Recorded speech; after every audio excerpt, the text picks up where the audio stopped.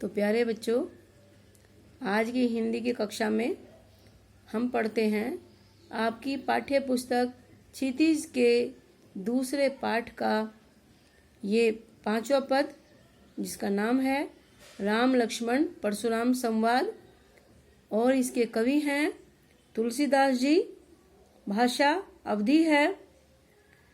इस पद में या इन चौपाइयों में कवि तुलसीदास जी कहना चाहते हैं कि लक्ष्मण जी परशुराम जी के मुंह से स्वयं के कार्यों की लंबी चौड़ी डींगे सुनकर उनसे कहते हैं कि कायर व्यक्ति अपने डींगे हाँकते हैं, या कायर व्यक्ति ही कह करके अपने आप को जताते हैं, किंतु शूरवीर युद्ध भूमि में अपने शौर्य की वीरता दिखाते हैं, कार्य करके दिखाते हैं। देखिए, तुम तो काल हाँक जन लावा। यहाँ लक्ष्मण जी व्यंग करते हुए कह रहे हैं परशुराम जी से कि तुम तो काल को हाँक लगाकर अर्थात पुकार करके बुला रही हो। बार बार मोहि लागी बुलावा, बार बार मेरे लिए ही मोही मेरे लिए ही बुला रही हो। हे परशुराम, तुम तो काल को हाँक लगाकर जैसे बार बार मेरे लिए ही बुला रही हो। सुनत लखन के वचन कठोरा, क्योंकि इससे पहले दोहे में यहाँ लक्ष्मण जी ने कहा था कि वीर तो कार्य करके दिखाते हैं, अपने कार्यों की डींगे नहीं हाँकते, और तुम तो ऐसा प्रतीत हो रहा है कि जैसे मृत्यु को मेरे लिए हाँक करके बुला रही हो। लक्ष्मण के ये कठोर वचन सुनकर, कठोर बातें सुनकर के परसु सुधारेउ धरेउ कर घोरा, परशुराम जी ने घोरा भयंकर, धरेउ धारण कर लिया, सुधारी सुधार कर परसु फरसा, फरसा जो है अपना कुल भयंकर कुल्हाड़ा सुधार कर अपने हाथों में उठा लिया या धारण कर लिया। अब जनि देई दोष मोहि लागू, और कहने लगे सभा में कि अब मुझे कोई भी दोष ना दे, मतलब मोहि लागू, मुझे कोई दोष, कोई लोग भी मुझे दोष ना दें। वह कटुवादी बालक बदजोहु, अब मुझे कोई भी दोष ना दे, क्योंकि कटुवादी, कटु कड़वे वादी वचन या बातें, कड़वे वचन बोलने वाला बालक बद जोगु, बद हत्या जोगु योग्य, हत्या करने योग्य ही है। अब मुझे कोई दोष ना दे, क्योंकि कड़वे वचन बोलने वाला बालक हत्या करने योग्य ही है।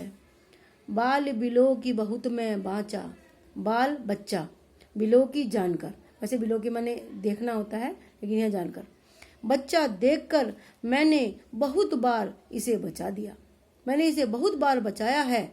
अब ये हूँ मरनिहार, मरनिहार मरने लायक, अब ये मरने लायक ही है। भा साचा, सत्य कहता हूँ, अब ये मरने लायक ही है। कौशिक कहा क्षमऊ अपराधु, कौशिक विश्वामित्र, विश्वामित्र जी ने कहा कि क्षमऊ अपराधु, अपराध क्षमा कर दो, इसके अपराध क्षमा कीजिए। बाल दोष गुण गण ही न साधु, बाल बच्चों के दोष गुण ध्यान में नहीं रखते हैं साधु सज्जन लोग, क्योंकि जो सज्जन लोग होते हैं वो बच्चों के गुण दोष ध्यान में नहीं रखते हैं।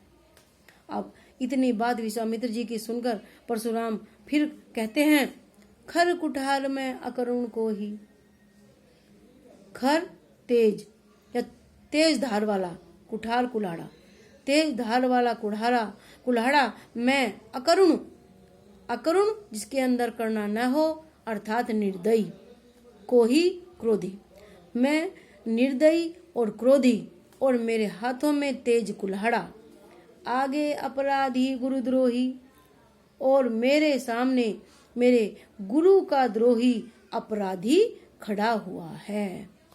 उत्तर दे, और उस पर जवाब दिए जा रहा है या उल्टे जवाब दे रहा है। छोड़ो बिन मारे, और उल्टे जवाब सुनकर मैं बिना मारे छोड़ रहा हूं। केवल कौशिक शील तुम्हारे, कौशिक विश्वामित्र, हे विश्वामित्र, केवल शील स्वभाव तुम्हारे स्वभाव के कारण बिना मारे छोड़ रहा हूं। नैते यही काटी कुठार कठोरी, नैते नहीं तो यहीं काट देता, कठोर कुठार कुल्हाड़े से, कठोर कठोर कुल्हाड़े से यहीं काट देता। गुरु ही उऋण होते श्रम थोरे, गुरु ही गुरु के उऋण, ऋण से मुक्त, ऋण का मतलब होता है ऋण से मुक्त होना, होते हो जाता श्रम मेहनत थोड़े थोड़ी, और थोड़ी सी मेहनत से यहीं गुरु के ऋण से मुक्त हो जाता। गादी सुनु के हरि हृदय हंसे, मुनि हरि हरे सूझ, अय मैं खांड न ऊख में अजहु न बूझ अबूझ। अब गादीसु, यहाँ ये गादीसु फिर विश्वामित्र के लिए आया है। विश्वामित्र जी नू का यूं कहकर हृदय में मतलब मन में हंसे। विश्वामित्र अपने मन में यूं कह करके हंसे, मुनि ही हरे हरे सूझ, कि मुनि को हरा ही हरा सूझ रहा है, अर्थात सर्वत्र विजयी होने के कारण परशुराम लक्ष्मण को साधारण बालक समझ रहे हैं।